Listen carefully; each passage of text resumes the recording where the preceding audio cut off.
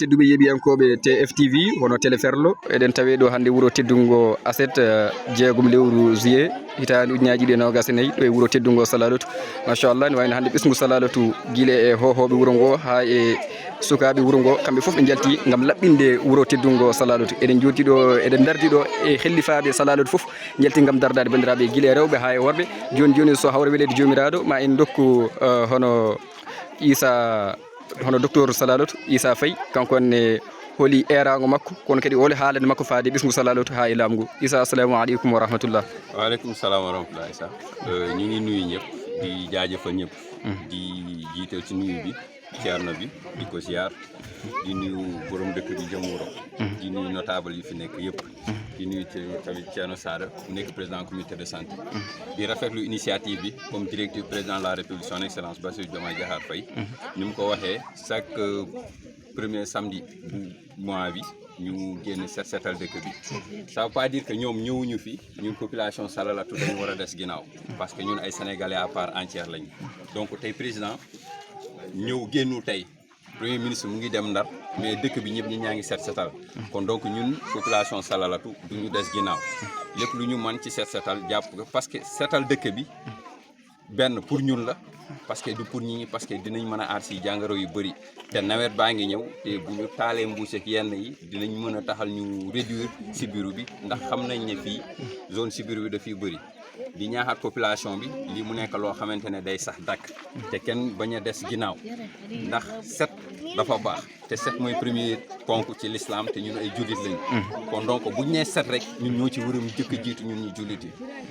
ma ñaaxaat population bi ne leen bon nit ñi génn nañ tey mais yeneen édition yi bëgg nañ nit ñi gën a génn bu ñu setal dëkk bi yëpp ndax loolu mooy suñu kaaraange dina wàññi lu bëri ndax nawet baa ngi ñëw te sibiru baa ngi ñëw te mbuus yi ñuy taal yëpp dafa nekk ay points yoo xamante ne bu ci ndox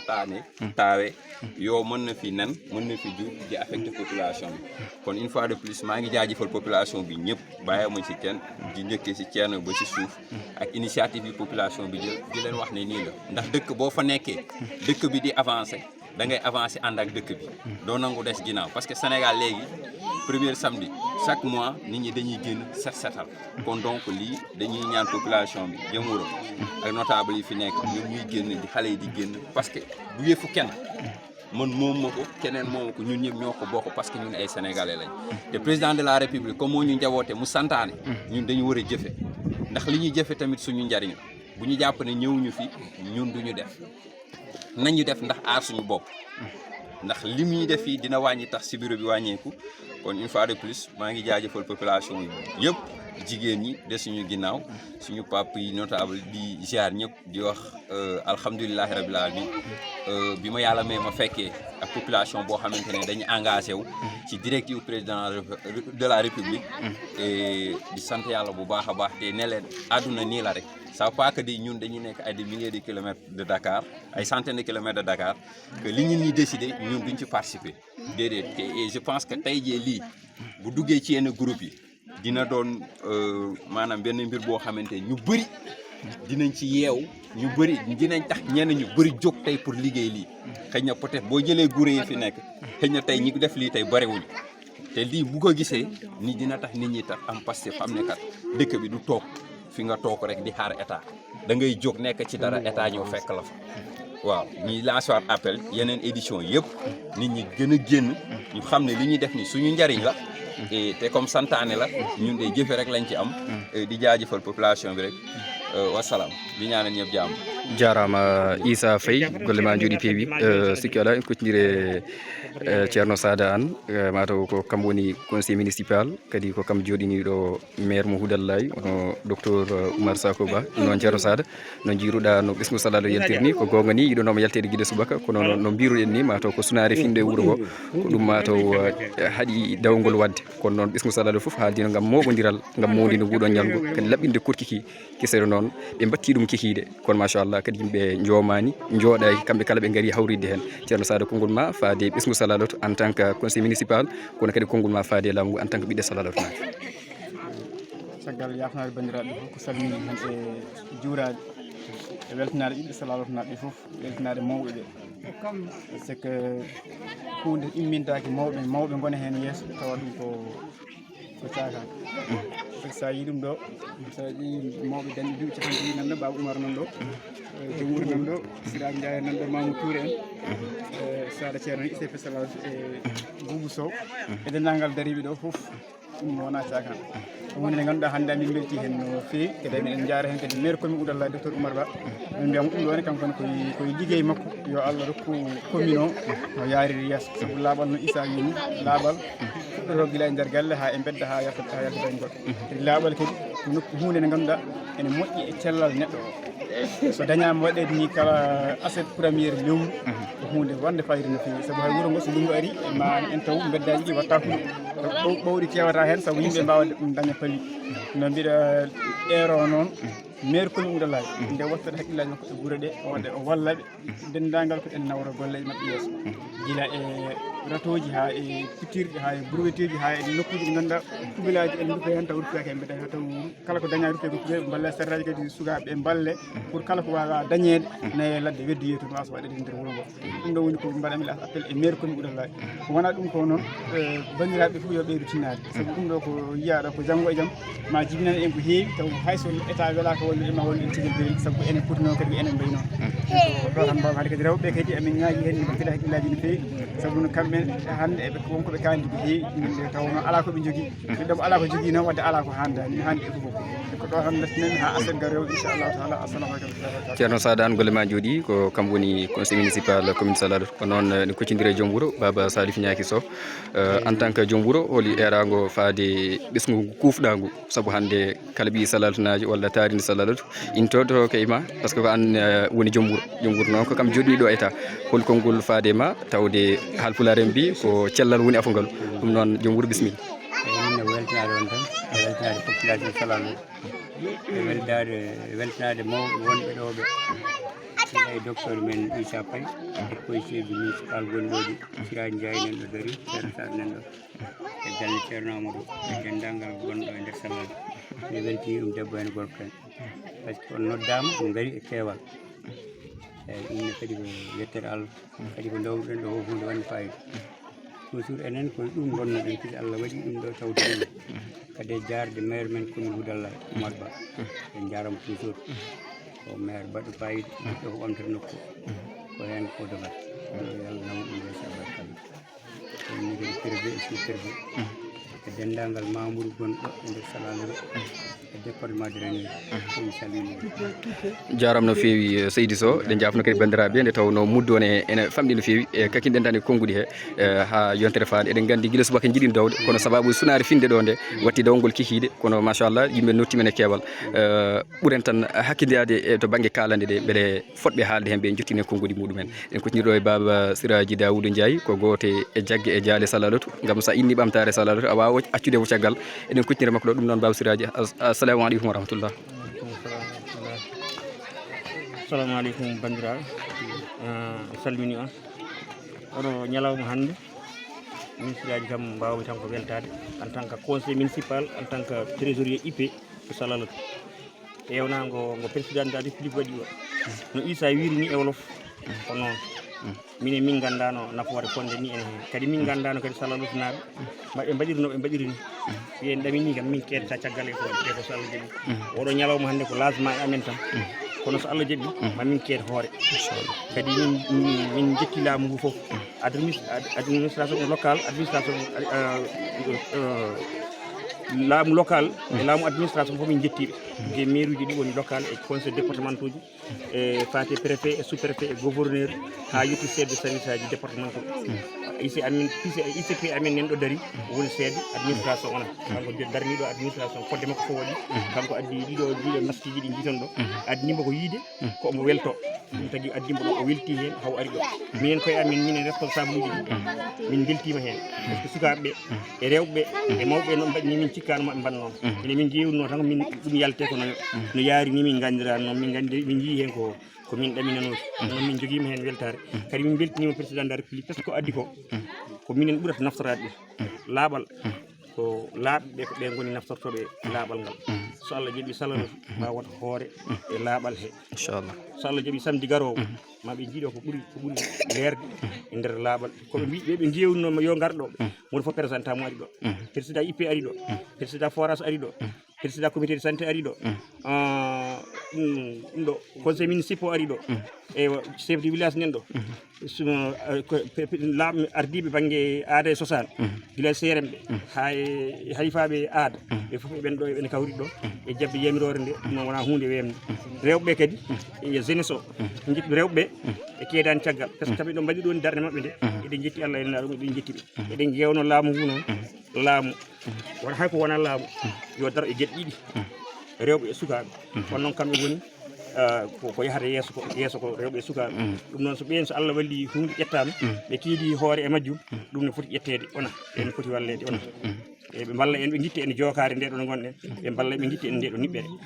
e mbiɗe mbaɗi ngo era gona a jarama Seydi Ndiaye mataw ko ɓuuso kuccidirɗen ɗo gonne eɗen dokkamo konngol ka ɗemgal français bisimilla Boubou hol déclaration ma faade moɓodiral hande ngal Non, là il faut traiter un mot de docteur. Il va expliquer en français parce qu'il avait dit en wolof. Il avait dit qu'il parlait le mot en français.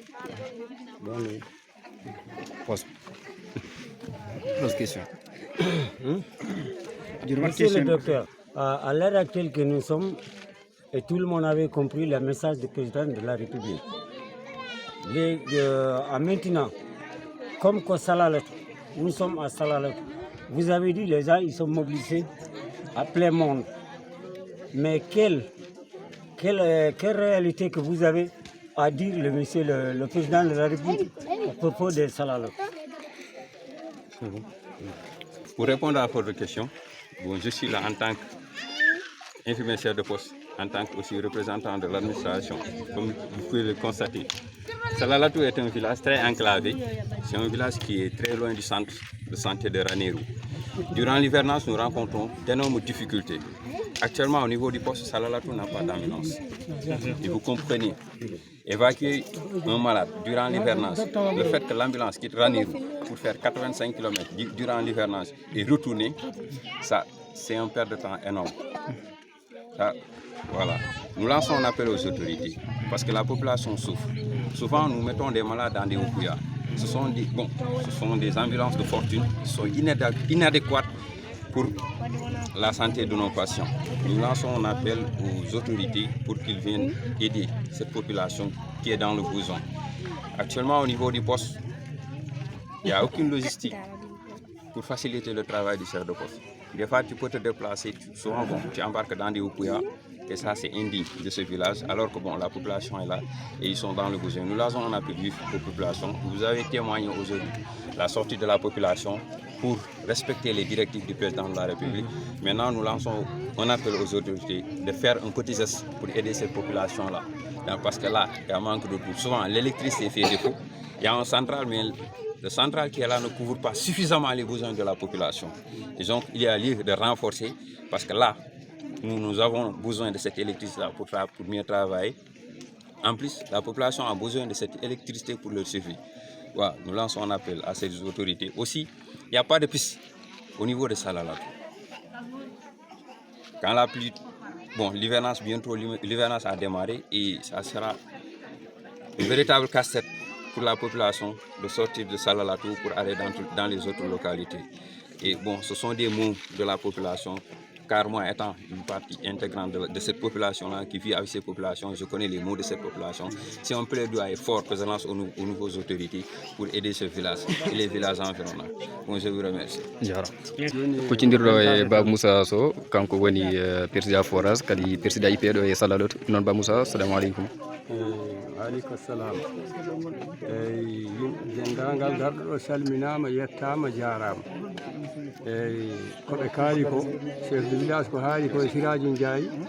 e président santé e conseiller koɓe kaali ko ala ko foti wattede hen fodde ko haalete no fof haalama kono hande mbiɗen belti tan par ce que maire amen ne dari darde tinde nde hono mum weeɓayi kadi ko toppitiɗo nokku o eyi neɗɗo noon so tawi woni darima darde tinde yiiɗi ko wallede neɗɗo yiɗi ko wallede minenne kadi min jiiɗi ko ballon mo o walla min eyyi par ce que ko afi fof président santé o ndo ko docteur santé o ko wi ko gonga emballage ala ɗo ay emballage goto ala ɗo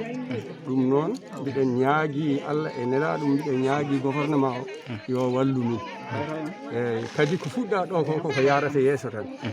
sukaɓe ɓe e rewɓe ɓe fof ne jogui hen weltare ne jogui hen softede ɗum noon mbiɗen ñaagui Allah tan yo Allah won ballo eɗen belti hen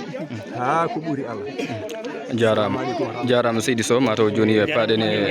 bandiraɓe musidɓe tedduɓe yeeɓiyankoɓe TFTV télé ferlo ɗo e wuuro teddugo Salalatu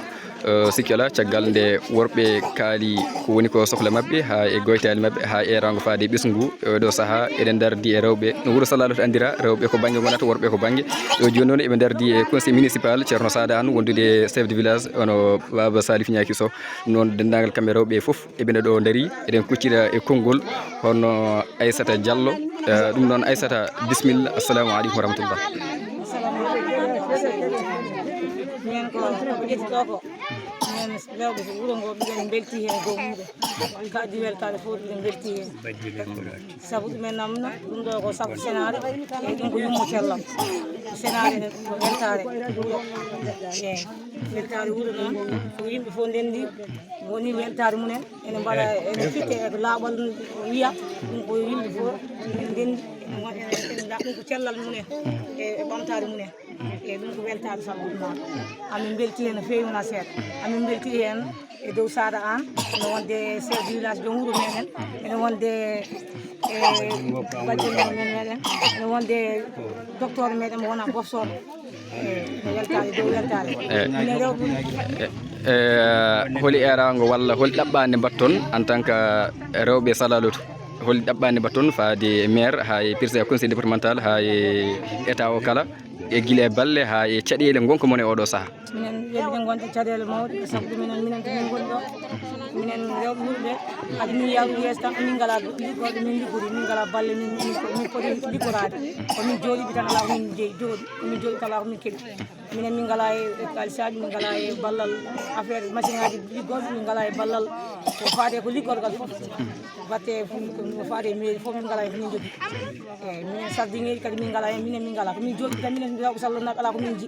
ala ko min liggori amin jiiɗi wallede e ɓamtare amin jiiɗi wallede e laaɓal amin jiiɗi wallede minen e chef de village amen minen e Sada Anne en e minen e docteur amen minen fof mbiɗen jiiɗi wallede rewɓe wuuro ngo ballon ɗumen nam worɓe wuuro ɓe balla min onon wonɓe ɓe fof balla minen wonɓe hôpital e wonɓe e wuuro fof balla rewɓe wuuro ngo eɓe ɓamdiri ɗum noon ko erago Aissata Diallo wonno eɗen gandi machallah rewɓe Salalatu pamɗani kamɓene eɓe cohli ballal guiɗe financement ha e alhaali jardin ngaji ha e heblede guiɗe fewnude sabunene ha e koɓe kutorto taw laamu ngu ne wawa hebde ɓe heblo timmugo ɓe mbawa kamɓenne jogonade ɗum koye mabɓe eɗen kucciri ɗo e bajjel bisimilla jarama salminama tawano kako joni darde fuɗɗodade moom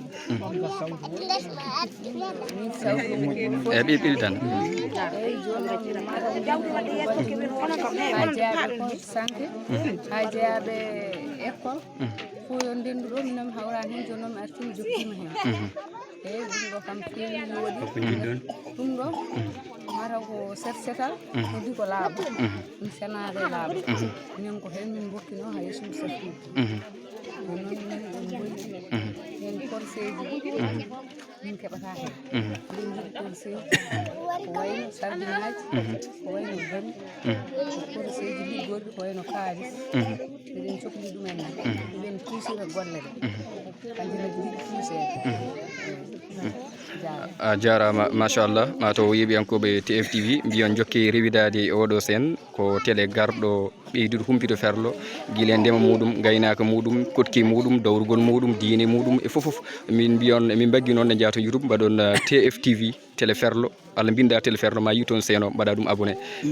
machallah rewɓe Salalatu ndendi en mbino guila subaka dawol jogorno wadde saabu sunare hande fini ɗo ko ɗum haykini dawol ngol kono hatta hay kikide eɓe kimmirani taɓetinde konngol hoorejo leydi ndi ko ɗum waɗi ɓe ndendi ɗo gam laɓɓinde wuuro ngo ɗum noon min jetti on min jarni moon dendagal heɓnoɓe haalde e lomtiɓe haalannoɓe foof on jarnama mataw ayaw ngo haadi une fois de plus, nous saluons tout le monde et surtout louer la bravoure de ces femmes-là qui sont elles sont tellement engagées dans toutes les activités du village. Surtout, il y a les badiens de Go, parce qu'à chaque mercredi, ils passent au niveau du poste pour faire le set-setal. Il y a aussi certaines qui sont aujourd'hui là, qui sont engagées et elles nous aident dans la prise en charge des enfants et surtout des femmes enceintes pour préparer à beaucoup de choses au niveau du village. Bon, l'appel que nous lançons, c'est que ces femmes n'ont pas d'activité. Hormis certaines activités précaires qu'elles ont eu à faire dans le village, elles ont besoin souvent des jardinages, souvent des moulins, pour avoir des activités génératrices de revenus. Nous lançons un plaidoyer aux autorités compétentes, c'est pour aider à ces femmes-là. Bon, je pense qu'elles seront preneurs. Et bon, c'était leur cri de cœur. Nous, en tant qu'agents de l'État, en tant qu'agents qui vivent avec la population, nous connaissons les noms de ces populations-là. Et je pense que aider ces populations, c'est participer au développement de ces terroirs-là. Et je pense que aussi les autorités doivent faire quelque chose pour ces populations, parce qu'il y a ces braves dames-là. Et je pense qu'ils participent beaucoup pour la prise en charge et aussi au maintien de la stabilité des familles. Je vous remercie.